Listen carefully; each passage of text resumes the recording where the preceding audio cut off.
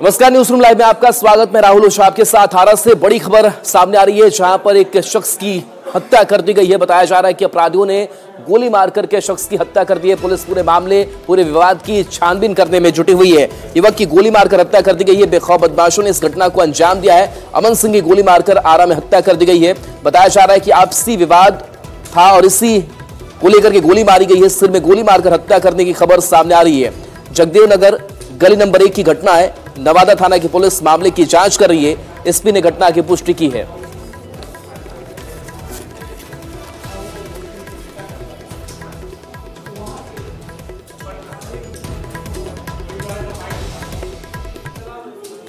कटिहार से खबर है, जहां पर ट्रेन ड्राइवर और उसकी लेट लतीफी की वजह से एक यात्री परेशान हो गया कि गाड़ी लेट क्यों चल रही है, और वो इतना परेशान हो गया कि उसने पत्थर से ड्राइवर पर ही हमला कर दिया। ड्राइवर को पत्थर से मार करके घायल किया। कटिहार से तस्वीर सामने आई है, जहां बताया जा रहा है कि समस्तीपुर कटिहार पैसेंजर ट्रेन लगभग 1 घंटे लेट चल रही थी, जिससे एक यात्री नाराज होकर ट्रेन काड़ागोल स्टेशन पर पत्थर से मारकर ट्रेन ड्राइवर के सिर को फोड़ डाला। इसके बाद कुछ देर के लिए अफरा तफरी मच गई। ड्राइवर को सामुदायिक स्वास्थ्य केंद्र में इलाज करवाया गया, फिर ट्रेन को आगे के लिए रवाना किया गया।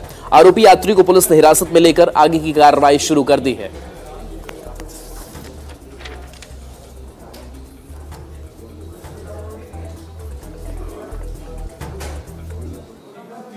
औरंगाबाद से बड़ी खबर है, जहां पर अक्षरा सिंह के कार्यक्रम में बवाल हो गया। बताया जा रहा है कि एक कार्यक्रम में वो पहुंची थी, एक निजी प्रतिष्ठान का उद्घाटन उन्हें करना था, और इसी दौरान उनके लेट पहुंचने से अफरा तफरी मच गई। अक्षरा सिंह के कार्यक्रम में पत्थरबाजी हो गई। पुलिसकर्मी समेत 3 लोग जख्मी बताए जा रहे हैं। औरंगाबाद के दाऊद नगर में भारी बवाल की तस्वीर सामने आई है।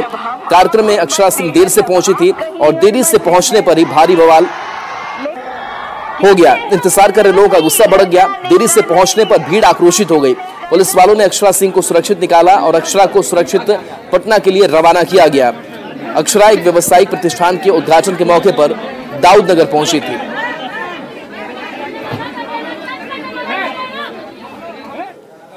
सासाराम से बड़ी खबर है, जहां पर मुखिया समेत 3 की मौत हो गई। बताया जा रहा है कि सड़क हादसा यह सामने आया है। स्कॉर्पियो जा गिरी और इसी हादसे में मुखिया समेत 3 लोग की मौत हो गई। सड़क हादसे में 3 की मौत हो गई। बताया जा रहा है कि कंचन नदी में स्कॉर्पियो जा गिरी।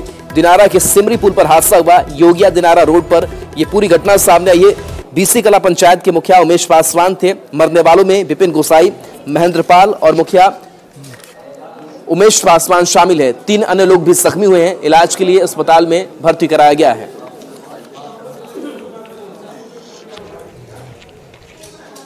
अभी तो जानकारी मिली है कि गाड़ी से ये लोग जा रहे थे, अचानक अनियंत्रित वाहन हुआ है, जिसके चलते पानी में गाड़ी चला गया नहर के अंदर।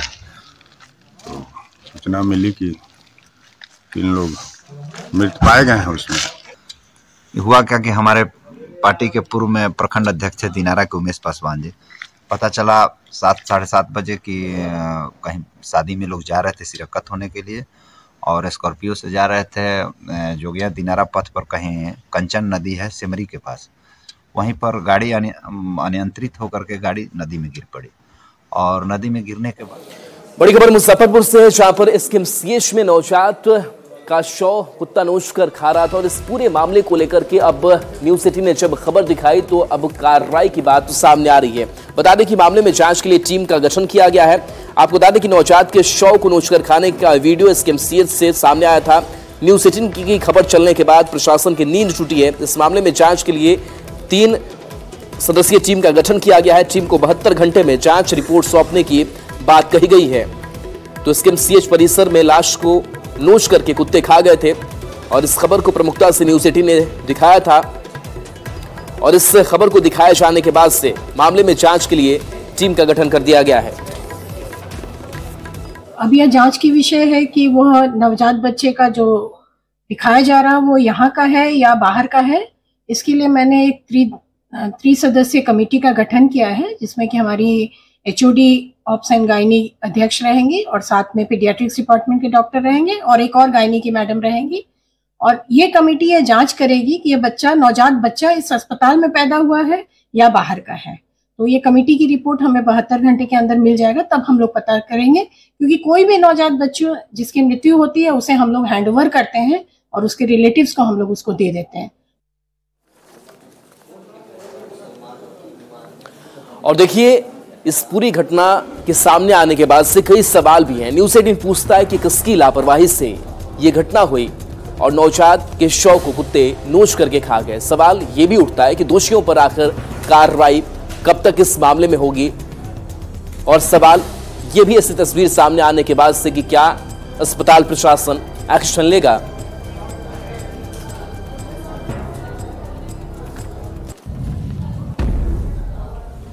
धनबाद में कोयला व्यवसायियों के अलग अलग ठिकानों पर लगातार दूसरे दिन भी आईटी की रेड जारी है। अब तक 40 ठिकानों पर आईटी की जो रेड है वो हो चुकी है। इसमें करोड़ों के इनकम टैक्स चोरी का मामला सामने आया है। बता दें कि धनबाद में कुल 40 स्थानों पर बुधवार से छापेमारी चल रही है। इस छापेमारी में आयकर विभाग को 3 करोड़ कैश के साथ कीमती जेवरात हाथ लगे हैं। बता दें कि आयकर विभाग को 41 करोड़ 81 लाख की टैक्स चोरी के सबूत भी मिले थे। अधिक जानकारी दे रहे हैं धनबाद संवाददाता संजय गुप्ता।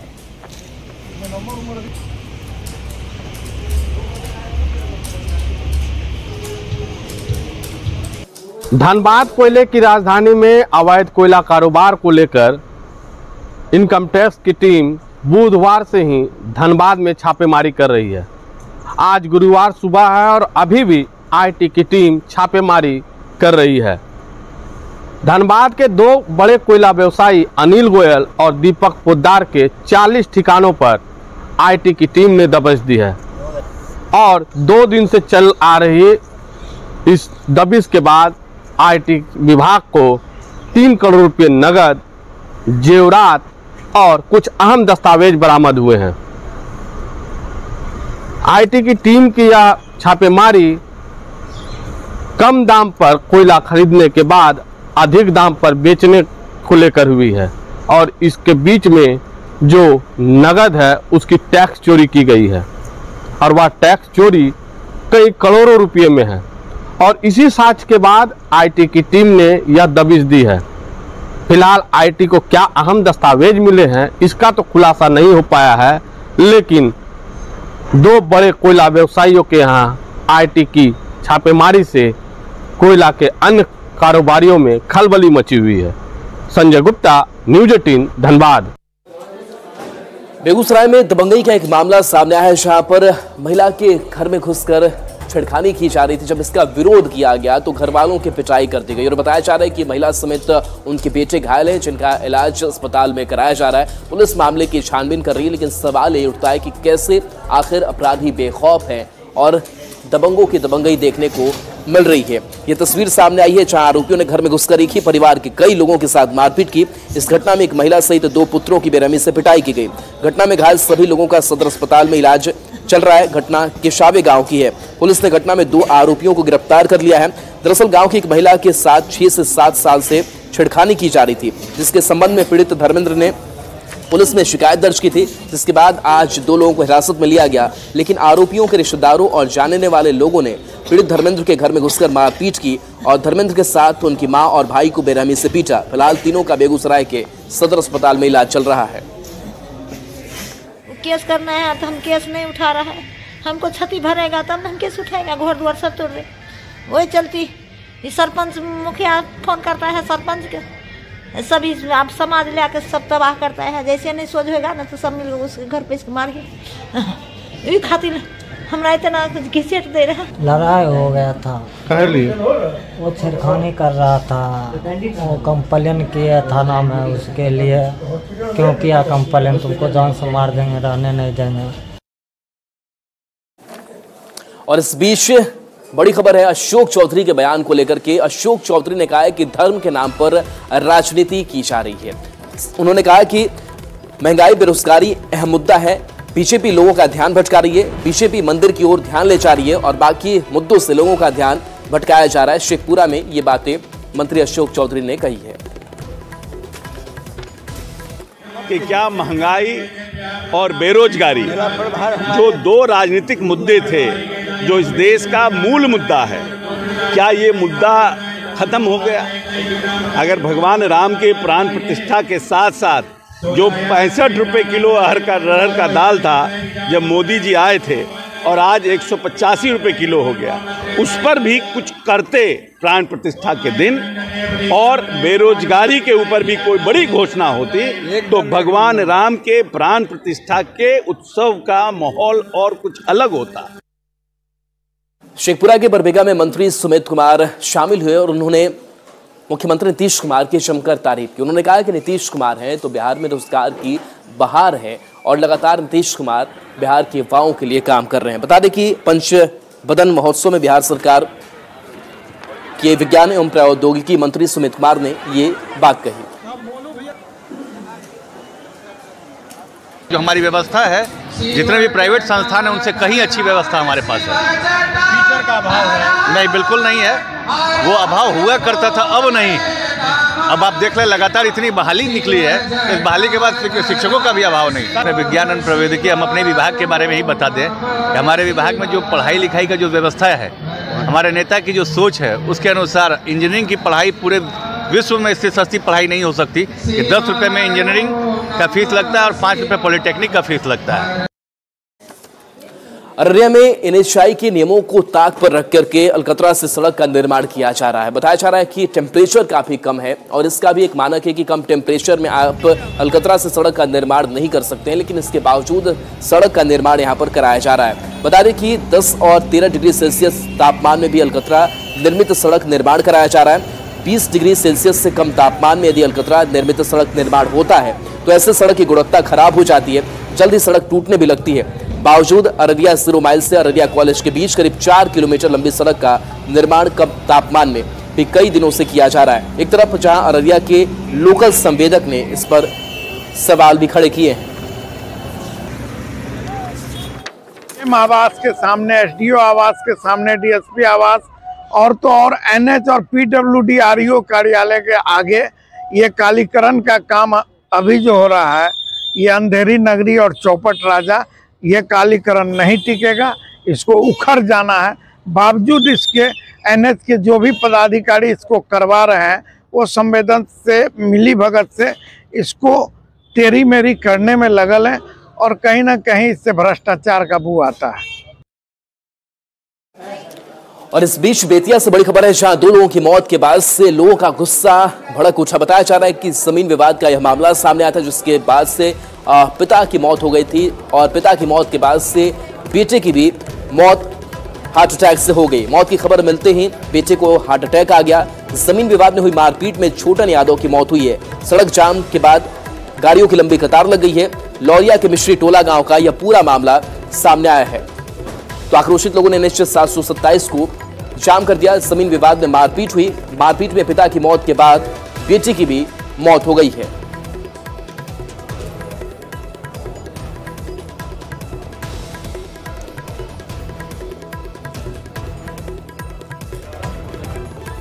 और देखिए, इस बीच सियासी गलियारे से बड़ी खबर आपको बता रहे हैं, जहां पर चिराग पासवान, जीतन राम मांझी और उपेंद्र कुशवाहा की मुलाकात एक जगह पर हुई है और इस मुलाकात के बाद से कई अहम मायने भी निकाले जा रहे हैं। बता दें कि चिराग पासवान, उपेंद्र कुशवाहा और जीतन राम मांझी की मुलाकात एक जगह पर हुई है। दिल्ली में चिराग पासवान के आवास पर तीनों नेताओं की मुलाकात हुई है। तीनों नेताओं ने एक साथ डिनर किया है। बिहार की राजनीतिक स्थिति को देखते हुए काफी महत्वपूर्ण इस मुलाकात को माना जा रहा है। नीतीश कुमार को लेकर अटकलों के बीच ये बैठक हुई है। बीजेपी के बिहार के 3 सहयोगी दलों के शीर्ष नेताओं की ये बैठक हुई है। सूत्रों के मुताबिक बिहार में हो रहे राजनीतिक घटनाक्रम पर तीनों नेताओं ने आपस में समन्वय बनाकर चलने की बात कही है।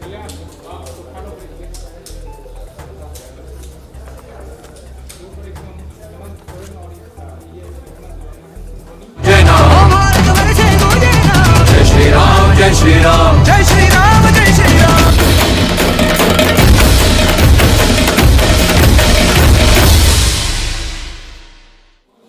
और देखिए, अयोध्या से बड़ी खबर है, जहां रामलला आज गर्भगृह में विराजेंगे और इसकी पूरी तैयारी जो है वो की गई है। पूरी विधि विधान के साथ से रामलला की प्रतिमा को गर्भगृह में पहुंचाया जाएगा और उससे पहले की पूजन विधि जो है वो भी की जाएगी। तो अयोध्या से खबर बता रहे हैं, बता दें कि रामलला की मूर्ति राम मंदिर पहुंची है। पूजन के बाद गर्भगृह में रामलला स्थापित किए जाएंगे। रामलला की मूर्ति आज दोपहर 12:45 पर गर्भगृह में रखी जाएगी। आज दोपहर 1 बजे गणपति पूजन किया जाएगा। इसके साथ ही जन्मभूमि मंदिर के गर्भगृह में रामलला की प्राण प्रतिष्ठा का प्रधान संकल्प लिया जाएगा। इसके बाद मातृका पूजन होगा, फिर पंचांग पूजन के बाद मंडप प्रवेश का आयोजन होगा। रामलला की अनुकृति का राम मंदिर परिसर में प्रवेश कराया गया है। यह अनुकृति 10 किलो की है। असली रामलला की मूर्ति का वजन ज्यादा होने की वजह से इस छोटी मूर्ति का नगर भ्रमण और मंदिर प्रवेश कराया गया है। कल देर शाम रामलला की असली मूर्ति भी राम मंदिर पहुंच गई। आज रामलला गर्भगृह में पहुंच जाएंगे। राम मंदिर प्राण प्रतिष्ठा कार्यक्रम से पहले अयोध्या में सुरक्षा की फुलप्रूफ व्यवस्था कर ली गई है।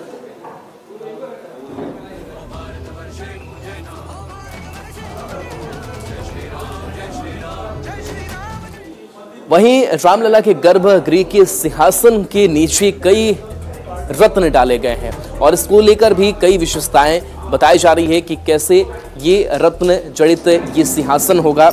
और बता दें कि 9 रत्न डाले गए हैं। पूजन के बाद 9 रत्न डाले गए हैं, जिसके ऊपर सोने के श्रीराम यंत्र लगाए गए हैं। इस पर 51 सेंटीमीटर के रामलला 5 साल के बाल स्वरूप में विराजमान होंगे। खड़ी प्रतिमा को सिंहासन पर विराजमान किया जाएगा। इसके लिए प्रतिमा राम जन्मभूमि परिसर में पहुंच चुकी है।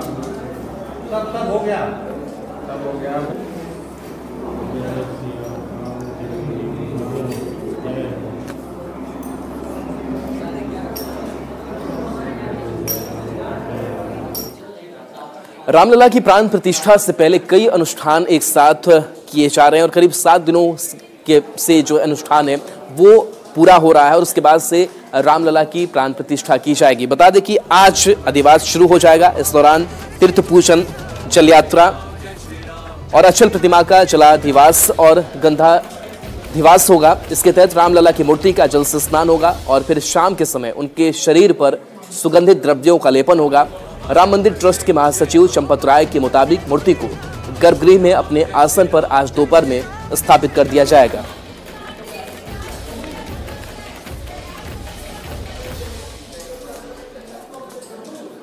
तो रामलला आज गर्भगृह में विराजेंगे और उससे पहले जो अनुष्ठान है वो भी पूरा किया जा रहा है और इस अनुष्ठान में पंडित पुरोहित शामिल हो रहे हैं और रामलला प्राण प्रतिष्ठा को लेकर के पूजा पाठ की जा रही है।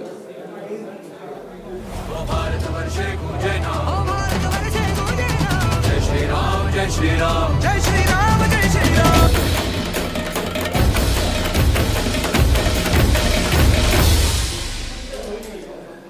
और देखिए रामलला जब गर्भगृह में विराजेंगे तो उनके लिए सिंहासन भी बना होगा और इस सिंहासन को लेकर भी पूजा की गई है और इस पूजा को लेकर भी विधि विधान अपनाई गई है और इस पूजा में पंडित पुरोहित शामिल हुए हैं। साथ ही साथ जानकारी ये भी मिल रही है कि रामलला के गर्भगृह में सिंहासन पूजन की तस्वीर हम आपको दिखा रहे हैं, जहां पर इस रामलला के सिंहासन की विशेषता की बात करें तो यह स्वर्ण जड़ित है और 8 फीट ऊंचे सिंहासन पर रामलला विराजमान होंगे। तो रामलला गर्भगृह में सिंहासन पूजन और सिंहासन पूजन की ये तस्वीर।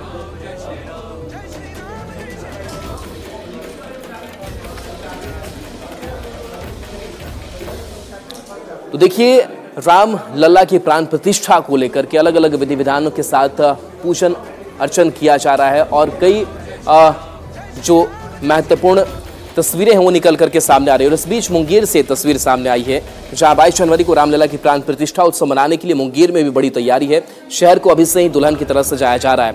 रंग बिरंगी लाइट से पूरा शहर जगमगा रहा है। भव्य उत्सव की तैयारी है। बाजारों में भगवा ध्वज की बिक्री बढ़ गई है। सड़क पर दोनों ओर लाइट लगाई गई है। दुकानदार और कारोबारी बढ़ चढ़कर हिस्सा ले रहे हैं। पूरे मुंगेर शहर को दीपों की रोशनी से नहलाने की तैयारी हो रही है। 22 जनवरी को मुंगेर में दीपावली मनाई जाएगी। सजावट हम सब कर रही है। 22 जनवरी के क्या तैयारी हो रहा है और इससे और हम सब भव्य इसको रूप देना चाह रहे हैं। अभी तो ये स्टार्टिंग हुआ है और थोड़ा सा हम चाह रहे हैं कि आप जो सजावट पीछे देख रहे हैं ये हम सब परसों से ही किए हैं और उम्मीद करते हैं सभी देशवासी से कि ये वीडियो देख के इस वीडियो से कुछ प्रेरणा ले, वो अपने अपने घर को सजाए, दीपावली के तरह इस पर्व को मनाया जाए। श्री रामचंद्र जी का अयोध्या में भव्य और दिव्य मंदिर बनकर तैयार हो गया। 22 तारीख को प्राण प्रतिष्ठा है जी। देश ही नहीं पूरी दुनिया में जो सनातन को मानने वाला है वो अपने अपने इच्छाओं के अनुसार अपने शहर को, अपने घर को सजा रहा है। अयोध्या में रामलला जो प्रतिष्ठापित हो रहे हैं उसके लिए अपार हम लोगों को अपार खुशी है और उसी खुशी के उपलक्ष्य में हम लोग रामलला के स्वागत में हम लोग जगह जगह सजावट कर रहे हैं और अपने हृदय से उनको तहे दिल से अपने हृदय से याद कर रहे हैं।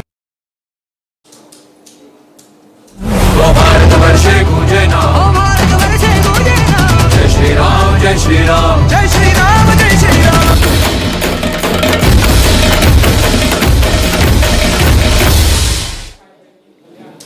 और चलिए न्यूज रूम लाइव में इतना ही। न्यूज 18 बिहार झारखंड पर खबरें आपके लिए लगातार जारी है।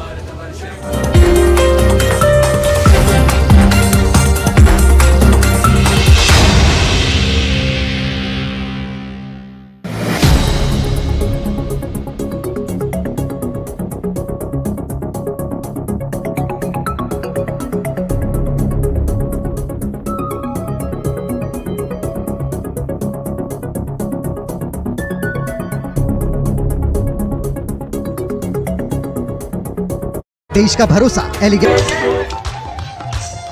इधर सुरक्षा को लेकर चौक चौराहों पर पुलिस जवानों की ड्यूटी लगाई गई है। सादे लिबास में अधिकारी पटना साहिब के चौक चौराहों पर तैनात नजर आ रहे हैं।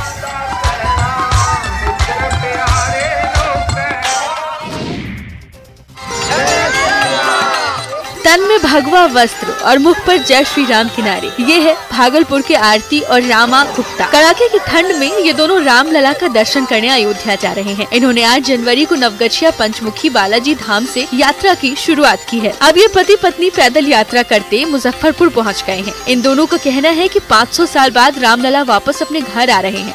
इसे लेकर उनमें उत्साह है। उनका कहना है कि वे 30 जनवरी तक पैदल अयोध्या पहुँचेंगे। 22 जनवरी को प्राण प्रतिष्ठा होने वाला है तो उसमें नहीं पहुंच पाएंगे। उसमें तो ऐसे भी हमारे मोदी जी जो है वो बोले हैं कि किसी अपने घर में रख के दिए जलाइए, क्योंकि वहाँ पे किसी को अलाउ नहीं है। तो 22 जनवरी से बाद हम लोग पहुँचे ताकि हम अपने राम जी का दर्शन कर सकें। ठिठुरन वाली ठंड में पैदल चल रहे पति पत्नी का जगह जगह राम भक्तों द्वारा स्वागत किया जा रहा है। बजरंग दल और विश्व हिंदू परिषद से जुड़े लोग इनके स्वागत में खड़े नजर आ रहे हैं।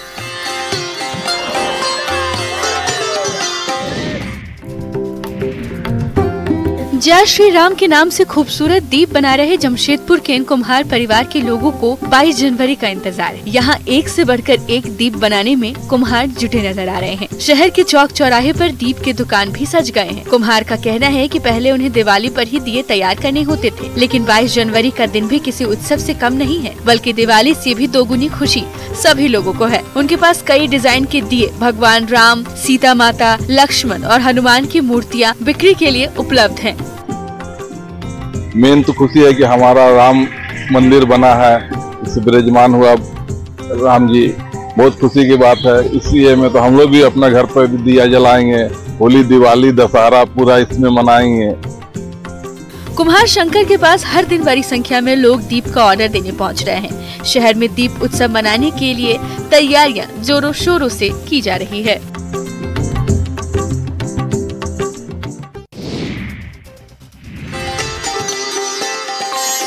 अयोध्या में रामलला की स्थापना को लेकर राम भक्तों में उत्साह है। देश के अलग अलग हिस्सों से बड़ी संख्या में श्रद्धालु इस समय अयोध्या जा रहे हैं। इधर भोजपुर में 22 जनवरी को लेकर विशेष तैयारी की जा रही है। यहाँ संदेश प्रखंड की तुलसी माला भगवान श्री राम के गले में सुशोभित करने की तैयारी जोर शोर से चल रही है। 5 फीट की तुलसी माला को बनाने के लिए बेंगलुरु के मालाकार को यहाँ बुलाया गया है। रेशम की धागों से तुलसी माला तैयार किया जा रहा है। तुलसी जी का जो माला बनाया गया है, 5 फीट का तुलसी का माला है और एक एक तुलसी के पत्ते में धागा तो पिरोने का प्रयास किया गया और पूरा कंप्लीट ये बन गया है। अब यहाँ पे यही माला बन के यहाँ से बाई रोड जाने का प्रावधान है कि यहाँ से हर दिन बाई रोड जाएगा। ईश्वापुर गांव से 5 फीट की तुलसी माला